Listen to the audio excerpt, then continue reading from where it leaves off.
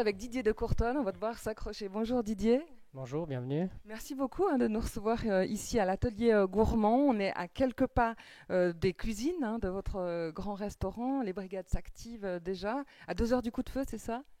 Ouais, 2 petites heures. Deux Ok. petites heures, c'est la grande mise en place maintenant. C'est un samedi, il y a beaucoup de monde. Et puis, c'est pas un stress, hein, c'est calme, mais il faut faire les choses activement. Voilà, vous en tout cas, vous avez l'air très zen. Alors, on va surtout parler de sport, puisque au niveau de la cuisine, on sait 2 étoiles au guide Michelin, 19 points au Goemio, la recherche perpétuelle de l'excellence, un travail de fou, mais avec le sport qui occupe une très grande place dans votre vie. Quel sport pratiquez-vous? Écoutez, la cuisine, c'est une compétition, donc je fais du sport, mais la majeure partie du temps, je fais de la course à pied. Sinon, un peu de vélo, vélo de route et mountain bike. Et puis l'hiver, un peu de randonnée, et puis de la course à pied aussi en montagne avec des baskets adaptées. Alors, vous êtes modeste, on parle en petit, enfin un petit clin d'œil évidemment sur Sierzinal, parce que chaque année, dans les premiers week-ends d'août, vous êtes au départ de Sierre vers 5 heures du matin avec les touristes et vous êtes un des premiers sous la douche à l'arrivée. Votre temps Alors, mon meilleur temps, c'est 2,58. voilà. Donc c'est vrai que c'est une course qui est magnifique, hein. J'ai fait beaucoup d'autres courses, mais c'est celle-là, elle me tient à cœur et puis c'est ma petite chérie, comme on dit. Voilà, ça donne une petite idée de votre niveau quand même pour bon. Au niveau de l'entraînement, justement, vous allez courir combien de fois par semaine? Quelle cadence? Alors en grande période d'entraînement, c'est entre 5 et 6 fois par semaine. Je m'accorde quand même une journée de pause. En général, c'est le dimanche, hein, parce que je la consacre à ma famille. Mais c'est vrai que c'est 5 à 6 fois 1 heure et demie d'entraînement, entre 1 heure et 2 heures d'entraînement par séance. Et puis vous montez, vous faites beaucoup de dénivelé, évidemment, vous êtes toujours en train de grimper dans la montagne. Moi, j'ai le gabarit pour faire de la montagne, donc je préfère ça. Surtout à Sierre, on est tout de suite proche des sommets, donc on met les baskets, on part et en quelques minutes, on est directement dans les côtes. Alors vous faites travailler vos muscles, votre cœur, mais vous avez une sorte de... Vous vous retrouvez dans le sport, c'est autre chose que l'effort physique pour vous. Oui, totalement. Donc, la course à pied, le sport en général, c'est mon exutoire, un petit peu la soupape qui permet un petit peu d'évacuer la pression qu'on a au travail. Mais je dis toujours, dans le travail, on est actif et on voit la globalité des éléments à gérer et à corriger.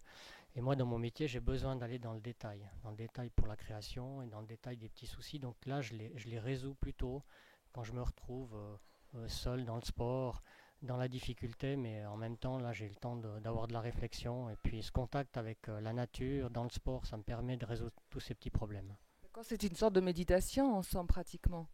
Oui, exactement. Donc, au départ, c'était plutôt de la compétition, puis maintenant, c'est vraiment une forme de bien-être, hein. Je dirais qu'après un certain temps de course, vous savez, que vous êtes dans un état un petit peu, on va dire, second, mais ce bien-être me permet maintenant de créer, parce que quand je dois créer, je dois être bien, je dois être vraiment dans une forme qui est avec un esprit sain et puis une forme idéale.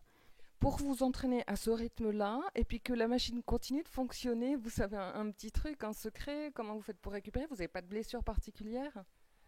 J'ai pas de blessure parce que maintenant j'ai appris à me connaître, j'écoute mon corps et puis à la moindre alerte, au moindre souci, je consulte et puis je suis suivi donc toutes les semaines je suis chez mon physio et puis ça me permet vraiment de suivre mes entraînements, de suivre tout au long de l'année et de ne pas avoir de blessure. Vous touchez du bois là, parce que quand même, à passer un certain âge, on a des petites choses qui coincent, là il n'y a pas de souci. Pour l'instant, il n'y a pas de souci, donc ça coince, mais donc on sait se faire mal. Et puis après, on adapte ses entraînements en fonction des soucis qu'on a. Mais il faut aussi savoir des fois lever le pied. Au départ, je faisais de l'entraînement. Et puis plus j'étais fatigué le soir, plus j'étais heureux. Mais c'était pas exactement la bonne solution parce que le but c'est de pouvoir le lendemain rechausser les baskets et puis refaire un entraînement. Donc il faut quand même s'écouter un petit peu. Puis l'alimentation a forcément un rôle très important, alors vous êtes très bien placé pour en parler, et la diététique par rapport aux sportifs que vous êtes, quels seraient les conseils que vous pourriez nous donner?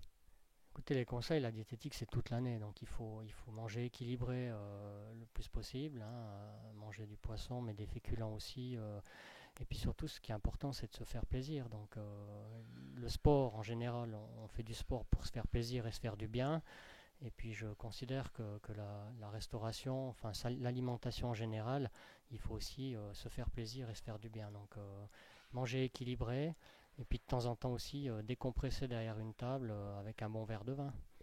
Merci beaucoup Didier, on va vous lâcher, on va vous permettre de retrouver votre brigade. Bonne suite alors, merci beaucoup. Merci beaucoup, merci de la visite.